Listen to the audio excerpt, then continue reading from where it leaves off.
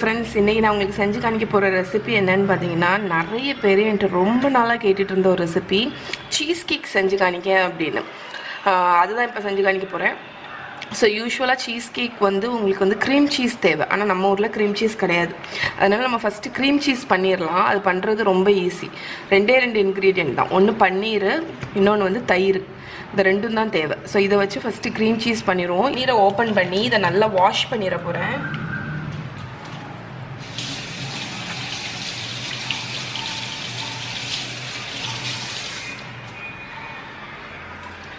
So ஏன்னா வந்து பன்னீரில் வந்து ஒரு லிக்விட் இருக்கும்ல, அதனால்.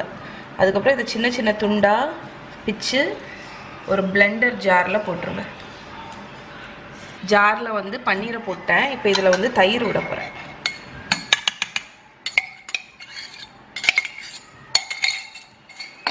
இப்போ நான் இதை வந்து அரைச்சி எடுத்துகிட்டு வந்துடுறேன். நல்லா ஸ்மூத்தாக ஆகிற வரைக்கும் அரைச்சிடுங்க. ஸோ நான் நல்லா அரைச்சி கொண்டு வந்துட்டேன். ஸோ இங்கே பாருங்கள், க்ரீம் சீஸ் வந்து எவ்வளோ திக்காக ரெடி ஆகிடுச்சுன்னு. நல்லா ஸ்மூத்தாக திக்காகிடுச்சு. யூஸ்வலாக க்ரீம் சீஸ்னால் என்னென்னா மில்க் சாலிட் தான். உங்களுக்கு அது லைட்டாக ஒரு புளிப்பு தன்மை இருக்கும். ஸோ இதில் நம்ம தயிர் போட்டிருக்கிறதுனால அந்த புளிப்பு தன்மை வந்துடும். உங்களுக்கு அது வந்து ரொம்ப தண்ணியாக இருக்குதுன்னு நீங்கள் ஃபீல் பண்ணிங்கன்னா நீங்கள் வந்து இதை வந்து ஒரு துணியில் மாற்றிட்டு ஃப்ரிட்ஜில் வச்சு நான் அடியில் ஏதாவது ஒரு பவுல் வச்சிட்டிங்கன்னா எக்ஸஸ் தண்ணியெல்லாம் சொட்டு சொட்டாக வடிஞ்சிரும். நெக்ஸ்ட் டே நீங்கள் யூஸ் பண்ணிக்கலாம். பட் என்னோடய க்ரீம் சீஸ் வந்து பர்ஃபெக்ட் கன்சிஸ்டன்சியில் இருக்குது, திக்காக தான் இருக்குது பாருங்கள். அதனால் நான் இப்போவே உடனே க்ரீம் சீஸ் சீஸ் கேக் பண்ண ஆரம்பிக்க போகிறேன்.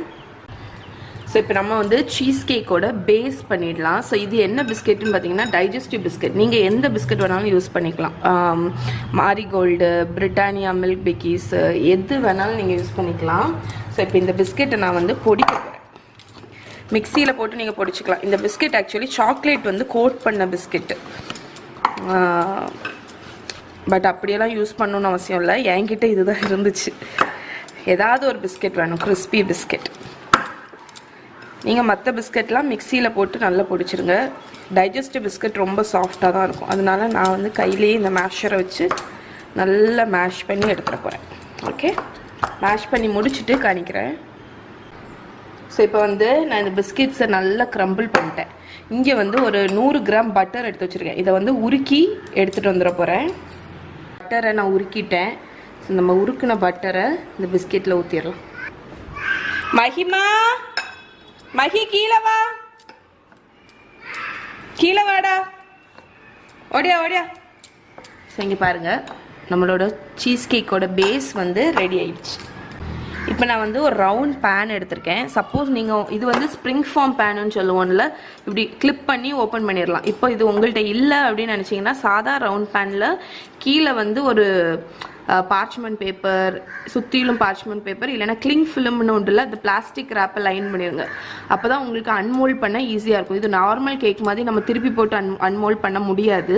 அதனால தான். ஸோ நான் வந்து ஸ்ப்ரிங் ஃபார்ம் பேன் எடுத்திருக்கேன். ஸோ இதில் வந்து நம்மளோட பிஸ்கெட் மிக்சரை ட்ரான்ஸ்ஃபர் பண்ணிடலாம். ட்ரான்ஸ்ஃபர் பண்ணி ஸ்ப்ரெட் பண்ணிடுங்க.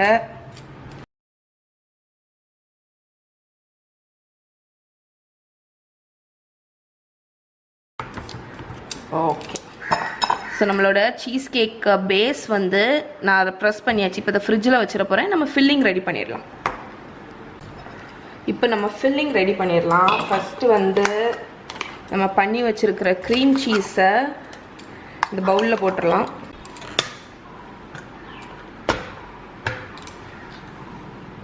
இதில் வந்து மில்க் மேட் ஊற்றிடலாம். ஸோ இப்போ இதை வந்து நல்லா மிக்ஸ் பண்ணிட போகிறேன்.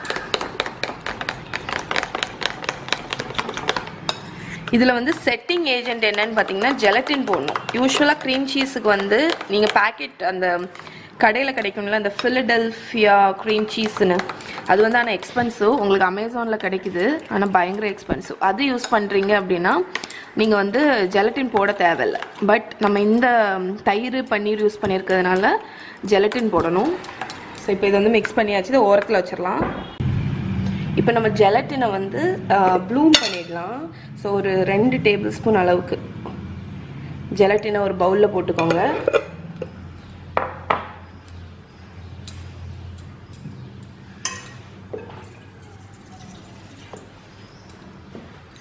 ஸோ ஜெலட்டின் ப்ளூம் பண்ணுறதுனா வேறு ஒன்றும் இல்லை. அந்த ஜெலட்டினில் வந்து கொஞ்சம் தண்ணி ஊற்றிட்டு ஒரு 5 நிமிஷம் அதை சோக் பண்ண போகிறோம். அப்போ வந்து உங்களுக்கு கிரானியூல்ஸ் மாதிரி இருக்கிற இந்த ஜெலட்டின் வந்து சாஃப்ட் ஆயிரும். அதுக்கப்புறம் நம்ம இதை உருக்கணுன்னா டக்குன்னு மெல்ட் ஆகிடும். ஸோ இப்போ இது ஒரு 5 நிமிஷம் அப்படியே இருக்கட்டும். அப்படியே நல்ல என்ன ஜெலட்டின் எல்லாமே நல்ல ப்ளூம் ஆகி சாஃப்டாகி வரும். அந்த ஸ்டேஜ் வந்தோன்னே உங்களுக்கு காணிக்கிறேன். ஸோ இப்போ இங்கே பார்த்தீங்கன்னா நம்மளோட ஜெலட்டின் வந்து நல்ல சாஃப்ட் ஆகிடுச்சு பார்த்தீங்களா. ஸோ இதை வந்து நீங்கள் ஒன்று சாதா ஒரு பாத்திரத்தில் மாற்றி அடுப்பில் வச்சு மெல்ட் பண்ணிக்கலாம். பட் நான் வந்து இதை அப்படியே மைக்ரோவேவில் வச்சு இதை உருக்கிடுவேன். ஒரு ஒன் மினிட் போல் மைக்ரோவேவில் வச்சு அது மெல்ட் ஆகிடும். ஸோ மெல்ட் ஆகிட்டு கொண்டு வரேன். ஸோ நம்ம ஜெலட்டினை 1 மினிட் கூட ஆகலை, நல்லா மெல்ட் ஆகிடுச்சு. ஸோ இப்போ இதை வந்து நம்ம மிக்ஸ் பண்ணி வச்சுருக்கோம்ல. ஸோ நான் வந்து 1 கப் ஃப்ரோசன் விப்பிங் க்ரீம் உண்டுல்ல, அதை எடுத்து நல்லா திக்காக விப் பண்ணி வச்சுருக்கேன். நீங்கள் வந்து எந்த க்ரீம் வேணாலும் யூஸ் பண்ணிக்கலாம். விப்பிங் க்ரீம் பவுடர் உண்டு, ஃப்ரோசன் விப்பிங் க்ரீம், இல்லைனா உங்கள்கிட்ட நார்மல் விப்பிங் பண்ணக்கூடிய க்ரீம் அமுலில் உண்டுல்ல, அது கூட நீங்கள் விப் பண்ணி வச்சுக்கலாம். ஸோ இப்போ நம்ம வந்து மிக்ஸ் பண்ணிடலாம் எல்லாத்தையும். நம்ம மில்க் மேடு பன்னீரெல்லாம் மிக்ஸ் பண்ணி வச்சுருக்கோம்ல, இதில் வந்து நான் ஜெலட்டினை உருக்கி வச்ச ஜெலட்டினை ஊற்றிட போகிறேன். நான் யூஸ் பண்ணியிருக்கிறது வந்து வெஜிடேரியன் ஜெலட்டின். உங்களுக்கு வந்து அமேசானில் வந்து வெஜ் ஜெலட்டின்னு சர்ச் பண்ணி பாருங்கள், உங்களுக்கு கிடைக்கும். நான் யூஸ்வலாக வந்து ரெகுலர் ஜெலட்டின் யூஸ் பண்ண மாட்டேன், ஏன்னா வந்து அது அனிமல் போன்ஸில் வந்து பண்ணியிருப்பாங்க. ஸோ உங்களுக்கு வந்து வெஜிடேரியன் ஜெலட்டின்னு கடையில் கிடைக்கும். நான் இது அமேசானில் தான் வாங்கினேன். லிங்க் நான் டிஸ்கிரிப்ஷனில் கொடுக்குறேன், நீங்கள் செக் பண்ணிக்கோங்க. ஸோ ஓகே, இதை நல்லா மிக்ஸ் பண்ணியாச்சா. இப்போ இதை வந்து விப்பிங் க்ரீமில் கலந்துடலாம். ஸோ நம்ம விப் பண்ணி வச்சுருக்கிறோம்ல க்ரீம், இதில் வந்து இந்த மில்க் மேடு எல்லாம் கலந்து வச்சுருக்கிறத ஊற்றி மிக்ஸ் பண்ணிடுறோம்.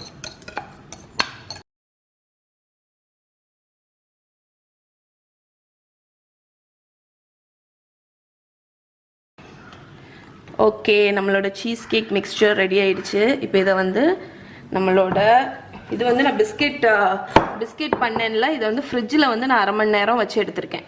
இது வந்து செட் ஆகிருக்கு கொஞ்சம். இதுக்கு மேலே நான் இதை ஊற்றிட போகிறேன்.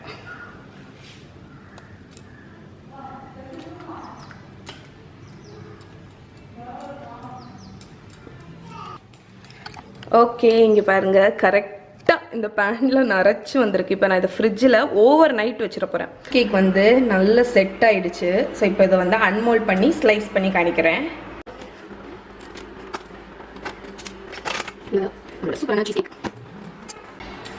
ஓகே, இப்போ நான் ஸ்லைஸ் பண்ணிட போகிறேன்.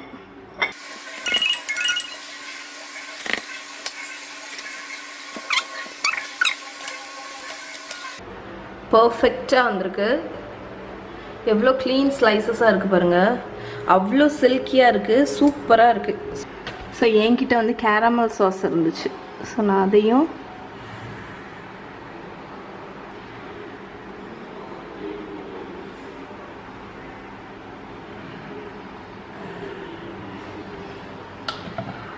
ஸோ எப்படி இருக்குது பாருங்கள், சூப்பராக இருக்குல்ல.